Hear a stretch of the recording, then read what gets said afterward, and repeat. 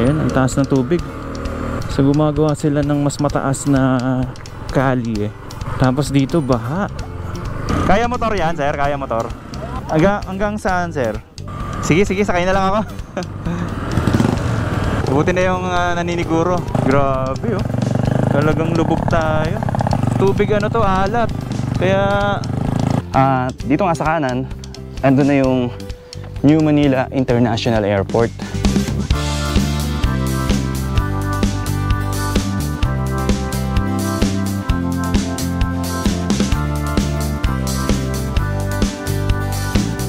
Dito sa Bulacan, itatayo ang New Manila International Airport. Itinuturing itong most expensive project sa Pilipinas. Pinondohan ito ng 735 billion pesos at sa katunayan pa nga, ito ay isa sa most expensive airport sa buong mundo. Itatayo ito sa 2,500 hectare property at planong magkaroon ng 4 na runways. Ang proposed Aerotropolis o ang metropolis malapit sa airport ay magkakaroon ng malawak na airport complex na mayroong world-class terminal at airport facilities. Meron itong sapat na spasyo para mag-construct ng high-capacity runway system. Ang airport complex ay magtitiyak ng efficient handling of 100 million passenger kada taon. Ang paligid naman nito ay i-develop into a modern residential area at industrial zone na may seaport. Ito ay magiging accessible in less than 30 minutes from Metro Manila gamit ang NALEX at SALEX na isang elevated expressway toll na madadaanan ng mga motorista papuntang airport. Magkakaroon din ito ng access sa ginagawang MRT-7 sa Bulacan.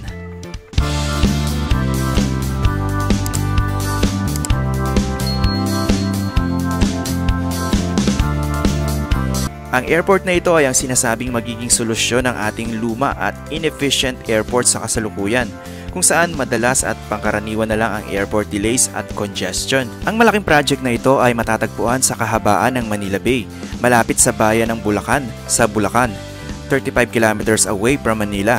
Tinatawag din itong Bulacan International Airport at maaaring maging main airport of Manila in the future. Ang Bulacan International Airport ay isang proposed project ni Ramon Ang ng San Miguel Corporation. Nakabili na siya ng mga lupa bago pa man magsimula ang kanyang proposal sa airport. Nakipag-ugnayan din siya sa Jacobs Engineering para sa design ng airport. Ito rin ang nag-design ng Changi Airport sa Singapore at iba pang mga malalaking airport sa mundo. Kapag natapos na ang airport na ito ay magkakaroon ito ng malaking impact sa buong mundo na nagpapahiwatig na ang Pilipinas ay handa na to become a rising economy in Asia. Tataas ang tourism at maging ang mga investors at hinahangad na ito ay magiging best airport sa Pilipinas. Ang kumpanyang may hawak sa dredging project na ito ay ang Boskalis, ang leading global dredging and offshore contractor and maritime service provider. Sila din ang may hawak ng reclamation project sa Manila Bay along Pasay City. Originated ang kumpanyang ito sa Netherlands at malawak ang expertise nila sa dredging at reclamation project. So nandito na tayo sa may papunta ng Ubando, Bulacan. Makikita nyo yung sign dito, kakaliwa tayo doon. Alright, let's go. Papunta na tayo sa may Ubando, Bulacan. Ayan, dito makikita natin sa mapa. At dire-diretso na tayo. At madadaanan natin yung mga tulay dito. Dito puro mga palaisdaan na yung mga madadaanan natin.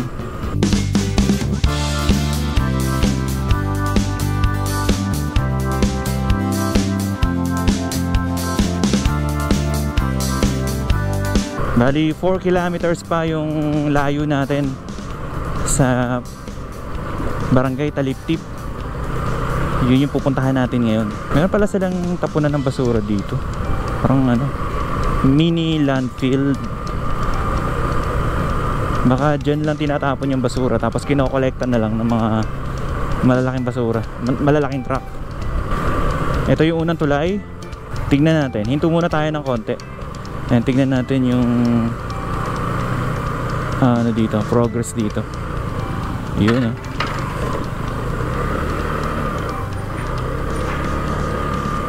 So dito dumadaan yung excavator. Abante tayo konti.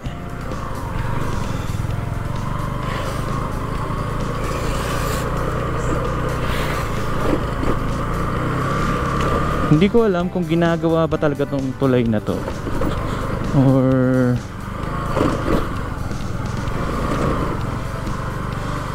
pero may nakikita ko dito mga pundasyon ng buhos ng semento eh. Ayun no. So baka na lang, naantala lang yung paggawa nitong tulay na to. Dito makikita na natin yung yung malawak na reclamation. Hindi ko lang sure kung kita sa camera, pero kung tutingin tayo dito, makikita natin banda ron, ito yung kabilang side ng reclamation ng New Manila International Airport. So banda rito yung papunta ng Pasay. Yan. Andito naman sa may kabila, papunta na ng Malolos. Okay, so diretso tayo.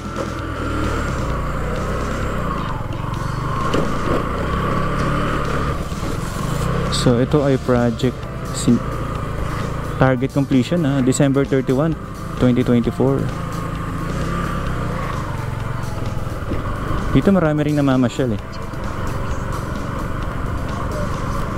Mga nagfi-fishing ayun may mga fishing rod Ayan, dyan sa kaliwa Ito yung Ubihan Fishport.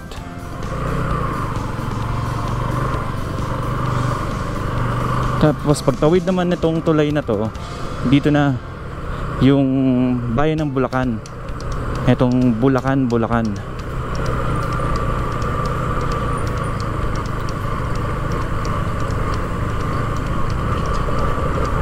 Pansin natin ang taas ng tubig dito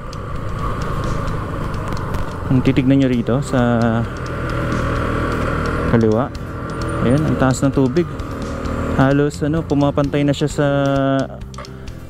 kalsada rito. Ayun.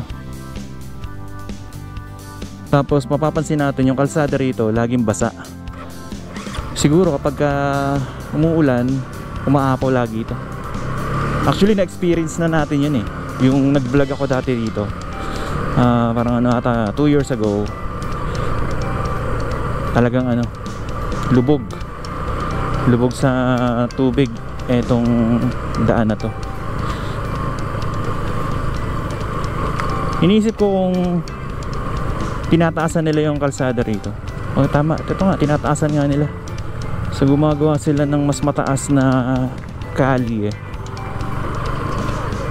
para tumaas yung lupa.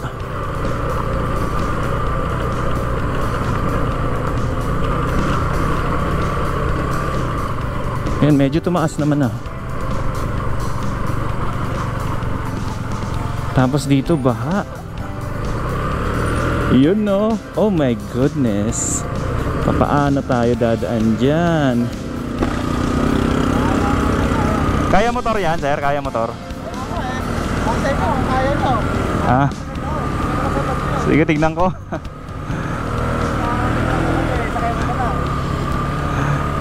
Magkano ba dyan yung sakay dyan? Pag ganito kataas, kasya? Meron na gawin mo.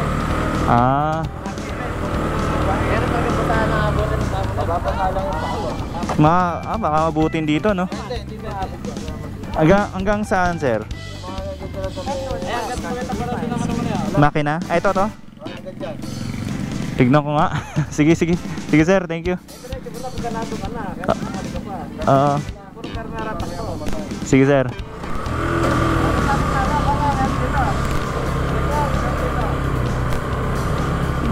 Hanggang dulo yan, sir? Sige. Sige, sir. Tignan natin, kung kakayanin. Magkano, ate? 80? Sige, sakay na lang ako.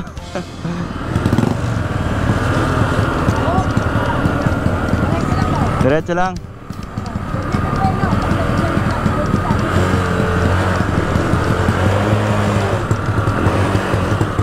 Okay.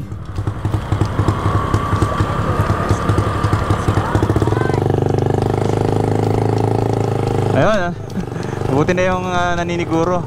Alam nyo kasi, nung dati, nung sumakay ako dito, nung vlog ako dito, nagpa-overall ako ng makina ng motor. Although kinaya naman niya, kaso lang ito kasing tubig dito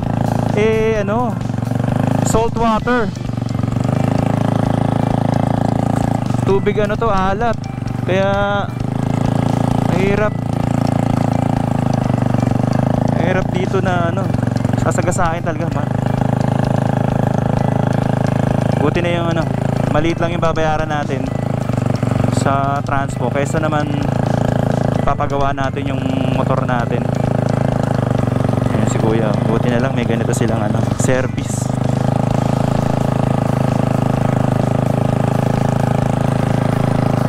Grabe talagang lubog tayo. Ito, nag-service na tayo.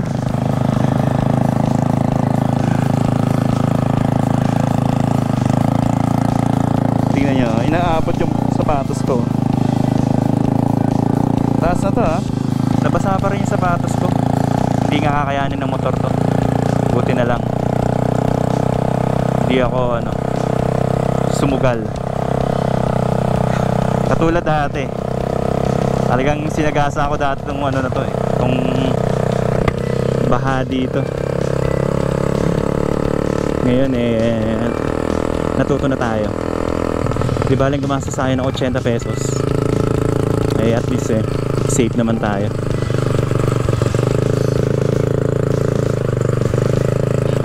Dito sa kaliwa, yung tubig medyo naharangan na nila. Kaso dito sa kanan, yung tubig, ito yung umaapaw. Mga fish pond din to yung nandun sa kanan. Nandun tayo sa may kabila. So dito sa parte na to, yung talagang binabaha.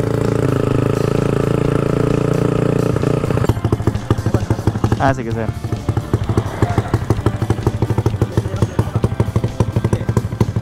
Okay.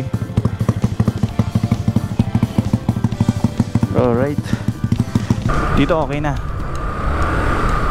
Mataas na dito sa part na to. Pero yung kanina na dinaanan natin, dun yung mababang area. Diretso tayo. Pupuntahan natin yung pinaka malapit na pwede nating marating, na matatanaw na natin itong New Manila International Airport. So dito ako nagbe-base sa map tinitignan ko kung saan ako pwedeng makarating, yung pinaka dulo talaga or pinaka malapit. Ito sila may maliit na kalsada silang dinadaanan. So dito pala. Okay. Yun. Dulos. Lambot ng lupa. Okay.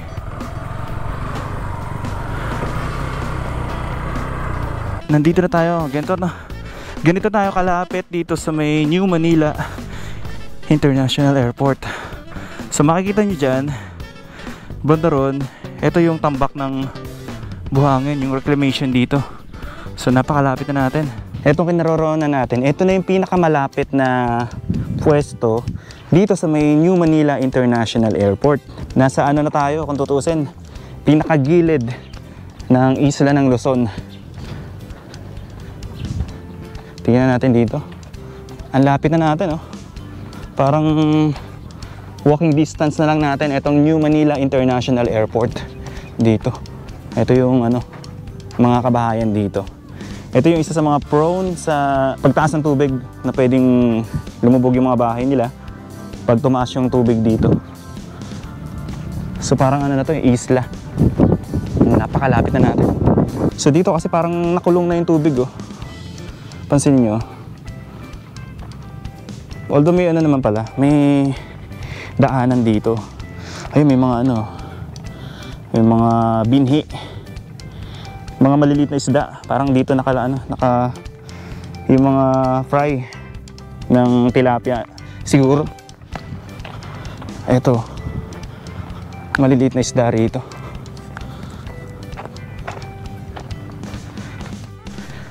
Lakad tayo rito. At dito nga sa kanan, andun na yung New Manila International Airport. So, sa tagal natin nagbablog dito sa may New Manila International Airport, ito na yung pinaka malapit na narating natin at pinaka close distance dito sa New Manila International Airport.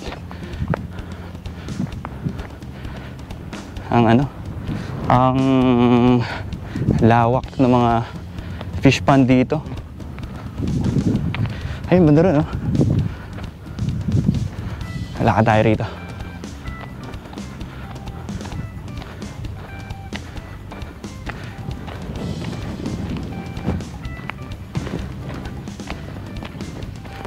Lakad na tayo, ah.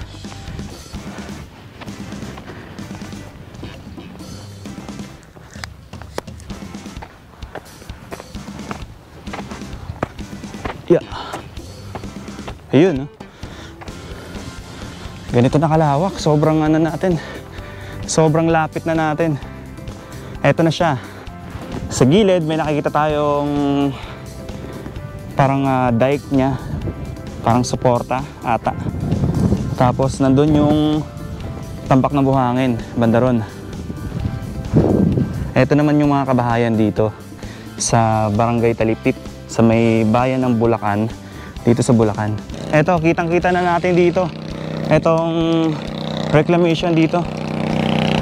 Pinakamalapit na narating natin dito sa may Bulacan.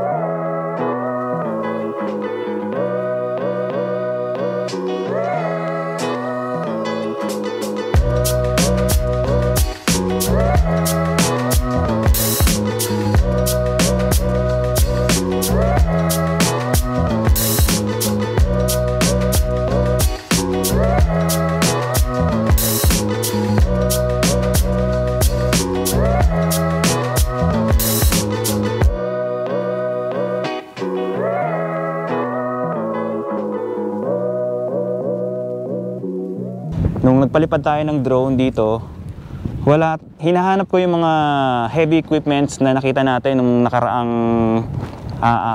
update natin dito sa may reclamation site nitong New Manila International Airport. Pero dito kasi sa bandang gilid, ito yung pinakadulong bahagi nitong New Manila International Airport. So, kumbaga sa mapa, ito yung nasa bandang south. So, ito yung malapit dito sa may papunta rito sa may Makati, o yung papunta na dito sa south. So, ito yung pinaka south na part nitong New Manila International Airport. Hindi ko na sigurado kung nandoon sa kabilang side yung mga heavy equipment na nakita natin na nagpapatag nitong reclamation. Hindi na kasi kayang abutin ng drone natin yung dulong part kasi bukod sa napakalayo, napakalakas din ng hangin dito sa may Bulacan. Siguro sa susunod na update natin, doon naman tayo pupwesto sa may kabila para makita natin kung ano yung nangyayari doon sa kabilang side nitong New Manila International Airport sa may bandang norte Okay, malapit na sa may papuntang Malolos. So dito sa part na to, wala tayong nakikitang gumagalaw ng mga heavy equipments ngayon. Ang nakikita lang natin dito ngayon is yung mga security personnel na nagro-roving dito, nag-iikot-ikot. Ayan, nakita natin, nandito yung mobile at nagro-roving sila dito. Alright, so ito yung simpleng update natin dito sa may New Manila International Airport. Ngayon nga pala ay June 10, 2024. Nandito lang sa likuran ko yung reclamation. So maraming salamat and magkita-kita po ulit tayo sa mga susunod na update. Thank you so much and God bless po sa inyo lahat.